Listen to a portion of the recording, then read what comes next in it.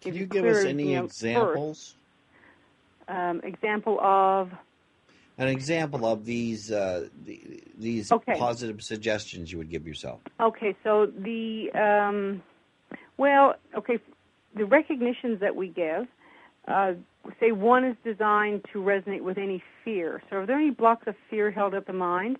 By repeating this statement, it will release the fear out of the mind. And then you give yourself a positive suggestion. So then we teach you how to write a positive suggestion.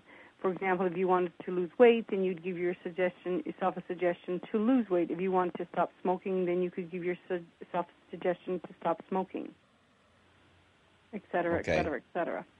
And so each statement that we give you is for a specific emotion. So if you release those blocked emotions, then the mind is more apt to accept the suggestions of the change that you want, because there won't be anything there preventing it from being accepted. Whereas in your regular basic self-hypnosis, you give yourself a positive suggestion, and through repetition, the mind will eventually accept it. So with the 7-path process, it can speed it up, because you're going to release the blocks and filters first, then give yourself the suggestion. So the mind is more apt to accept it faster. Okay, so we teach that along with our training as well. So in the trainings that I do, I teach the NGH training, which is the National Guild of Hypnotists, the 5-path and the 7-path, whereas the other trainings you don't get the 5-path and 7-path. And I'm the only instructor in Canada right now that's teaching this. Yeah, that's for sure. Now, what is when you're going back in time, as we were speaking, let's say to age 5 or 6, or whenever the impressions are occurring, can we go further back? Yes, absolutely. You can go back into the womb. That's very common, that people go back into the womb of their mother and recall conversations or feelings, and then you can go back into a past life as well. Okay. Now we're cooking. Now we're getting into the heavy duty stuff. Yeah, well, yes. I mean. So how does the past life regression now play into the mainstream hypnosis, if any? Well, if it's related to what the issue is, yes, a person can go into a past life, even if they don't believe in past lives. You know, I mean, I had a lady once that did, and she really didn't believe in past lives. And then when we were done, and she was very vivid about what she went back to. And usually there's a lot, with a past life, there's emotion attached to it. So it becomes very real. Right. It can be scary for some people because they'll say, like, I don't know what's going on, or where this is coming from, that kind of thing, you know. Or they'll say, this sounds crazy, but I don't care. Yeah, I feel better. I don't know why I'm saying this, that kind of thing, too. Yeah, or and then at the end of that statement, they'll say, but I feel better, which is what you want to get to anyway. That's the point you want to get to, is when they say, I feel better. They'll say something like, gee, what was that all about? That was really weird. Like, that really felt like that was me, you see. Right, and then the more they think about it, the more they say, like, I'm sure that was me, that kind of thing, you know. And some people can give you pretty vivid details. They can tell you, like, what they look like, the color of their hair, what they were wearing, where they were standing. You know, it's pretty amazing how some of the details that people give you. But absolutely. Mainstream hypnotherapy kind of separates itself from this. Yes, it does. This particular. Yeah. Well, I mean, a lot of people are not open to past lives, right? You know? Yeah. But I mean, I guess it depends on your belief. What do you think is the reasoning as to why? I mean, if we can bring somebody to the age of 5 or before, like you said, after the womb. Well, maybe it's fear. I don't know. To take maybe it further. It's fear, or maybe that we've been told our whole lives that that's not possible. You know, and it's like if we've been told our whole lives that the sky was purple and now I'm telling you it's blue, you're going to think, well, I don't know about that. I'll have to think about that for a bit, you know? Yeah. Well, I mean, So, there's been people out there doing this for decades and decades. Oh, I that's mean, right, yes. Dolores Cannon's been doing her work in these areas for a very, very long time, and goes around the world lecturing people on the convoluted universe, and you know, and she doesn't. And Georgina Cannon there in Toronto, she's been doing it for quite some time as well. Yeah, the only thing that really, I would say, slight the whole past life thing is, people, in the earlier days writing books about how everybody was Cleopatra or Napoleon, and you got 200 Napoleons and a couple hundred Cleopatras running around the same city, with where that hypnotist lived, right? I mean, that really threw it. But not you're going to get some people that make things up, right? So that kind of dilutes. It's like anything, Yeah, it dilutes the good work that's being done. That's right, absolutely. Exactly. But also, I mean, if you follow that area, you also have to somehow change possible belief systems that you may have developed, whether it was religious or otherwise. Yes. You now have to change your approach as to what this, if this is real, then if you believe that, then what? Yeah, and it's different for people that come in for specifically for a past life. They'll say, well, I want to have a past life. And people that come in and say, okay, Peggy, I'd like to have past life regression done, will say, well, I know that I've had a past life. They'll tell you things about that already. And then there's people that come in that spontaneously go into a past life. But, I mean, I've had people come in for past life regression and they don't get anything at all, Yeah. And so you could very easily see how somebody like that would say, well, that doesn't work. Nothing happened for me. Yeah, but they may be putting up some subconscious blocks. Yeah. And fear inhibits hypnosis, so if a person has a lot of fear, then that usually will stop the process. And that's why we really are very thorough when a client comes into the office. We sit down and we spend, a nice bit of time with them explaining to them how the mind works and how hypnosis works, and clear up any misperceptions or misunderstandings that they may have about the process so that that's not the case. And that usually helps the client go into hypnosis much more easily, much more efficiently. Right. I'll tell you, one of the things that I always get from guys is that, when they come in for the first time, they'll say, can you teach me some ways so I can, pick up girls, by putting them into hypnosis? Yeah, no, because you can't make somebody do anything that they don't want to do. So. Wait, hold on here a minute. You can't put the whammy on girls, and well, there goes that. Okay, got now you knocked out flying. Sorry. but you know what's funny though? There's a lot of so-called courses, not real courses, but CDs and things that are being flown out there on the internet that are sort of giving that impression that that's right. Yeah, unfortunately. And I think that's and plus the media and Hollywood and everybody else gives you all these ideas that misunderstandings, really misperceptions about the process. That's right, and it kind of scares people, And then I had somebody come in and tell me about a show they saw on TV where somebody was hypnotized and they were made jump off a building or something. I mean, we can't do that kind of thing, No, even if we wanted to, we couldn't make a person do that.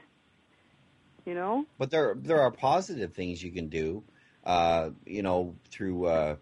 There's a lot of positive things. Self-determination. You can do this thing where you walk on hot coals. Why is it these guys can walk on hot coals, and if I did it, I'd burn my feet? Yeah, it's all about the focus, right? You know. And people that walk on hot coals, they're trained to do that. Right. And so it's the way that you walk on them and the mindset that you're in, too. You're training the mind. Right. And they'll train these guys all weekend long, and on the last day of the training, that they're going through, that's the day they walk on the. They don't show up and then walk on the coals an hour later. No, that's right. They go through the whole process and then they can. Yes. It's quite interesting, actually.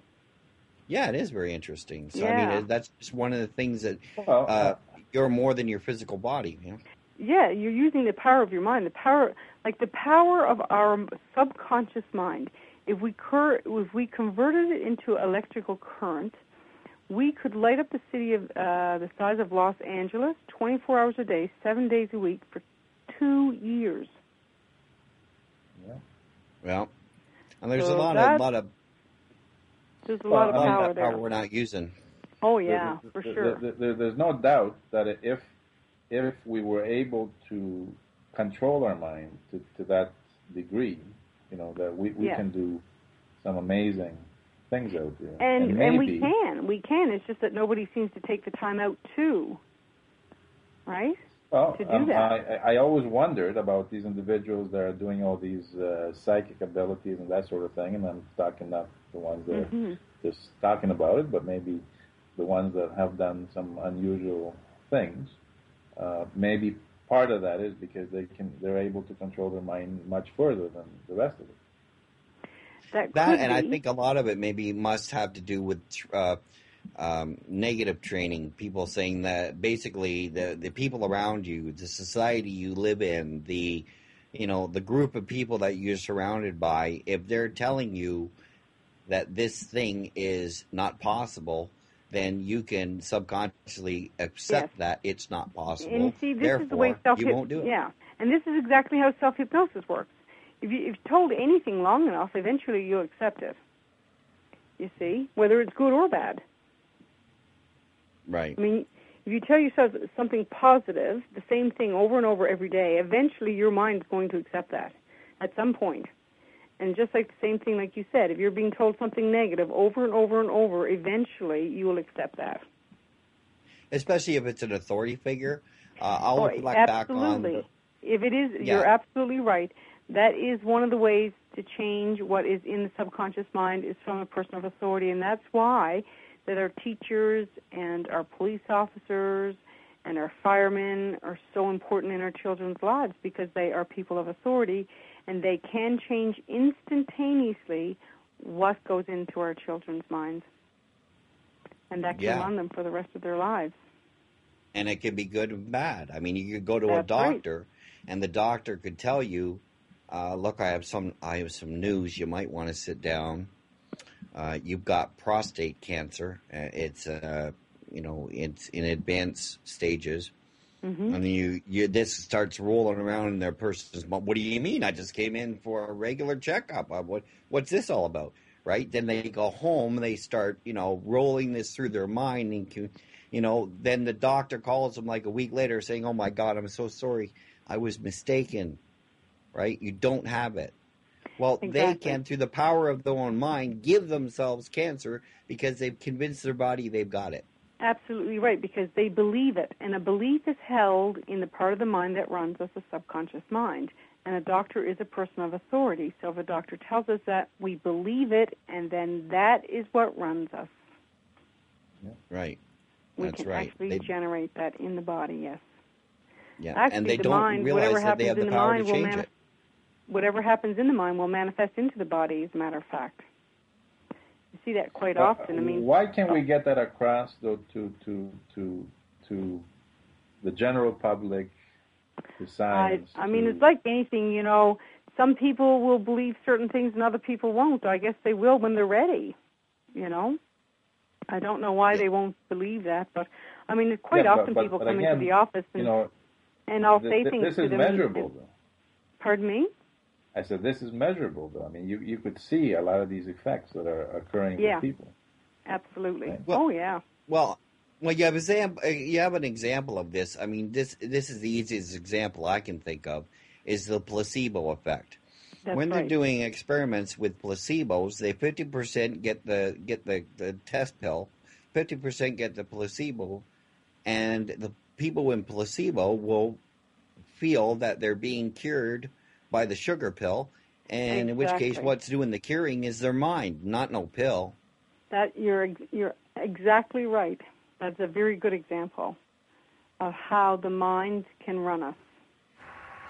I mean, I don't know if you've studied any or have heard anything about Greg Braden, but he does a lot of that work. Oh, yeah, and, of course, yeah. Even if one of his videos called The Science of Miracles, on there has where a lady has a tumor on her bladder, and they're telling her here that it's inoperable, and they take her over to a hospital in Beijing, China, where they teach her how to manipulate energy, and in 3 minutes that tumor is gone. 3 minutes.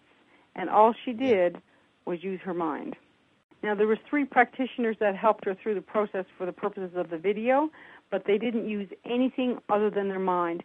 And so Greg Braden asked the guys, like, what were you doing when you were to release this tumor? And they said, well, we know what the vibration of a healthy bladder feels like. So they started chanting, and those chants create a specific vibration. And then they said they felt that vibration in her bladder, and then it just released the tumor.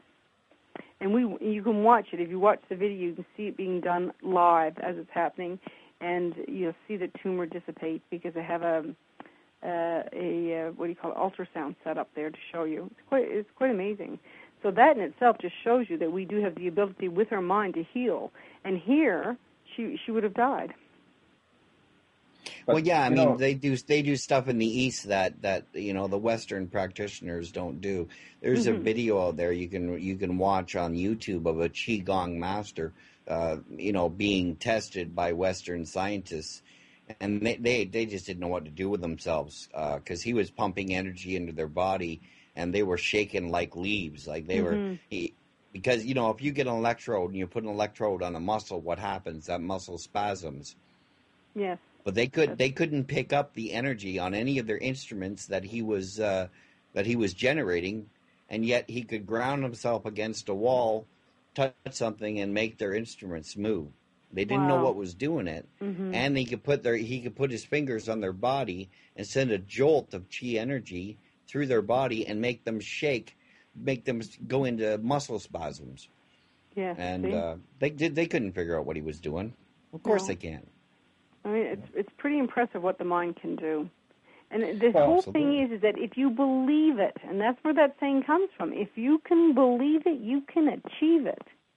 There's no doubt in my mind about that, because the subconscious mind is what runs us, and every belief is held in that part of the mind. So if you believe you can do something, then you can achieve it. But if let's say psychotherapy right now, or the clinical type hypnosis, which is no different than all these others that we've been discussing right now. Why is it so that that particular field is so rigid against all this other possibilities? Well, I guess it's like anything, Tom. It's fear. It's fear because, I mean, there are some hypnotists out there that are not doing such great work. Let's face it. There's good and bad in everything, and they're thinking that, well, that person needs more training, and so they hear about the bad stories. It's like anything, right? Yeah. So they're fearful. But I mean, other than the fact that medicine always wants to feed you the pills, and don't want you to be able to, control your own, destiny with your own. And I mean, ability. we don't want to knock the medical community, because it really, I mean, there's times that we really do need medications, but it's all really about creating a balance and having people make the choice for themselves what they feel is best for them, and not just having one choice about something. You know? Yeah, absolutely. Now, I want to ask another area that I wanted to sort of cover was the NLP, and how does NLP differ from hypnosis? NLP, it was derived, neuro-linguistic programming is how the brain codes information, and it was derived from hypnosis, and they're just really quick, short little techniques that can create change in a person. They're fast, they're quick. And how about an example of NLP? So an example, like anchoring. So I can say to a person, when you emerge from this hypnosis session today, starting today or the next few days ahead, you'll notice the color red. Now, you may see red where you've never even seen it before. It could be small red, like a lady's nail polish, or large red. But every time your mind perceives the color red, whether you're aware of it or not, your determination, your desire to lose weight will continue growing stronger and stronger, something like that. So you're anchoring a color. You can also anchor a feeling and swap out the feeling. So you bring up a negative feeling, bring up a positive feeling, and then collapse the negative feeling. So you can do that, or swap out. For example, you can swap out if you didn't want to drink pop anymore and you hated Brussels sprouts, you'd find out where the person imagines pop in their mind and then find out where they imagine Brussels sprouts and swap them out. And every time they think about pop, now they think about Brussels sprouts. So they're just quick little techniques. So reframing, things like that, or quick little NLP techniques. And how about emotional freedom technique? How does that... Emotional freedom technique is another name. It's called tapping, and it's like acupuncture without the needles. And so what you do is you'd say a negative statement, and when you say the negative statement, it will generate the energy block in the body, and then you would tap on the energy meridians of the body, and it releases the energy block, and therefore releases whatever the negative statement was generating. Yeah, that's right. We had George Steinfeld on, and he was talking about the tapping as well. Oh, yeah. Well, he does a lot of that. Yeah, he worked with... he does a lot of that. Yeah, I do it sometimes as well. He trained with Ram Dass. Oh, you're kidding. Wow. No, absolutely, yeah. Nice. Yeah, you should check that out. It's on one of our previous interviews with George Steinfeld. Okay. He was telling us a story about Ram Dass. You know, it'd be nice to get some training from that guy. Oh, can you imagine? My God. Oh, no, I can't even imagine. I know Wayne Dyer speaks highly of him. Oh, yeah, Wayne Dyer. Yeah, Wayne Dyer is huge. Yeah. And so he speaks highly of Ram Dass, too. Yeah. Yeah. Do you have any other questions, Tom? Yeah. Now, also, maybe you can explain the depths of hypnosis, the levels of hypnosis. Okay, so there's really a light level and a deep level. Beta, alpha, theta, delta are just how fast the brain waves go. So beta brain waves are going very quickly, and that's where we are right now in the waking state. And I hate to say waking state because it implies we go to sleep in hypnosis, and we don't. Then the next level would be alpha. The brain waves start to slow down a bit, and that's when we're watching TV. Somebody comes into the room, and we know they're coming into the room, and we know that they're talking to us, but we have no idea what they're saying because we're focused on the program. So we're not consciously aware of what they're saying. So that and the highway hypnosis would be alpha brain waves. Then we have theta. The brain waves are slowing down more. That's when we'll have analgesia. Analgesia is the blockage of pain in the body. Anesthesia is the blockage of all sensations. We've all experienced analgesia because how many times in our lifetime have we gotten ready to go to bed or to get a bath or a shower? We look down at our arms or legs or somewhere and we'll see a big bruise or a big cut or scratch and we'll go, oh my goodness, I wonder what I was doing or wonder how I got that. I have no clue how I got that cut or bruise. So whatever we were doing throughout the run of the day, we were so focused on it that we actually cut or bruised ourselves and we weren't consciously aware of it. And so that is the deep level of hypnosis. And now the deepest level is when we negatively or positively hallucinate. And the negative hallucination was the example I gave you about the sugar dish. Then when the brain waves slow down further than that, it's delta. And then we've gone to sleep. So every night we go to bed and we go to sleep, we go through hypnosis. And that's why a lot of times if you go to a Holiday Inn somewhere where they have a big group of people to do hypnosis, you'll find a lot of people will go to sleep because the hypnotist can't, be aware of what every single person in the room is doing.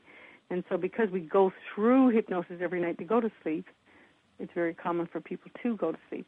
But when you're in a one-on-one situation, it's a little bit different. We know where you are. We can monitor you so that you don't go to sleep. Mm-hmm. And what about dreams? Where do dreams fall into that? Well, dreams would be in your sleeping state. That'd be in delta? Hypnosis. You're past hypnosis at that point. Yeah. Okay, what about conscious dreaming? Conscious dreaming, or lucid, that would be daydreaming. Another word for that is lucid dreaming. Lucid dreaming? I don't know. I would imagine that is in the dream state as well. Okay. You know, I don't think that's in the hypnosis level, like in alpha or theta. Pardon me? One other area that is starting to become very popular in the hypnosis field is sports hypnosis. Yes. Give us a little bit about that, because I understand you had a sports individual. Oh yes, sports workshop. I had Corey McCusker. She came in and did a workshop. She works with professional athletes, and so it's having people focus, right? They're focused on. So if it's golf, the person wants to have the perfect golf swing, right? Or the soccer player wants to be able to be more efficient at kicking or more accurate, or the skater or the hockey player. It doesn't matter what the sport is. It's really just teaching a person how to use the power of their mind to do what they want to do, basically. It doesn't matter what the sport is. You just need to find out what is it they want to do, what is it that they're not doing, and then just release whatever is causing the mind to do what they don't want to do, and reinforce what it is that they want. And it makes them more effective. So can somebody become a Tiger Woods if he was like me, instead of? Well, they say that the professional athletes. My understanding of it is that some of them are just born that way. But the talent has to be there as well. Yes, right. That's I right. Agree. But so there is a certain percentage of people that just have that natural talent. But still, I mean, even with Tiger Woods, he does hypnosis all the time. He learned hypnosis as a child, and that's what made him so good. Even though he may have had the natural talent as well. Yeah, they've also tested formula drivers and sports figures, and what they would have them do is they would have them, in the case of the sports drivers, they would have them do the course in their mind before they got in the car. Absolutely, so they would sit and go into a meditative state. They would do the entire course in their head, every turn, every straightaway, every move, every shift, and then they would come out of that deep state of meditation and then go do the race. And they seen a marked difference in their performance levels. Exactly, because what the mind expects to experience, it tends to experience. So if you expect you're going to do well, you will. If you expect you're going to do bad, you will. So we need to train the mind to do what you want it to do, and that is expect to do well. So if you're being pessimistic or anxious about not doing well, we need to find out why the mind is creating that or generating that and release it out of there, and then, have it go through the process of, doing well. And that is one way to confirm that. By having them just doing a visualization or in a nice level of hypnosis. So also another area right now is birthing as well, isn't it? Oh yeah, that's huge, because women really don't want to do medications anymore when they're having their babies, and they want to have babies that are not being born in stress or trauma, and so teaching women how to use their mind to have a gentle childbirth is very effective. Absolutely. So I just want to make sure that the public understands that pain can be controlled with hypnosis. Oh, we deal with all kinds of pains. We deal with broken bone pain. We deal with childbirth pain. We deal with cancer pains. We deal with all kinds of pains. Migraine headache pains. Shingles. people that have shingles, that kind of pain, all kinds of pain, yes. And I'm kind of an example. When I had my heart attack around that same period of time when I was with you there. Ah. So. Oh, were you using this? Well, yeah, I used the techniques at that time after your heart attack to help get rid of not just fears and things that you have right after, but also pains that you have in the beginning. So there you go. I mean, it's amazing what you can do with hypnosis. It really and truly is. Okay. Yeah. It's just simply learning how to use the power of your mind is what it is. You want to give us a little bit in as far as how often you have the courses and where they're being taught? I usually teach it 3 or 4 times a year. I'm actually right in the middle of teaching a class right now. My next class is in July. And I usually teach it over 3 weekends, but it's 10 days all total for the training. So, and I'll do demonstrations in class. We practice every day. Of course, we do 7-path every day. You see videos of sessions being done and things like that. And so, by the time you come out of there, you're pretty efficient at putting somebody in and out of hypnosis. Oh. So, yeah, usually 3 or 4 times a year. And I'm in Bowmanville, and you can go on my website or you can just simply email me. Yeah. What's your website address? It's thehypnosisconnection.ca. Okay. And we'll have it on our website I think Okay. Yeah, we already have it on our website. Okay, and just put my email address on there too if people want to contact me that way. Also, maybe give out a phone number if anybody wants to. Okay, so that's 905-623-0092. Okay.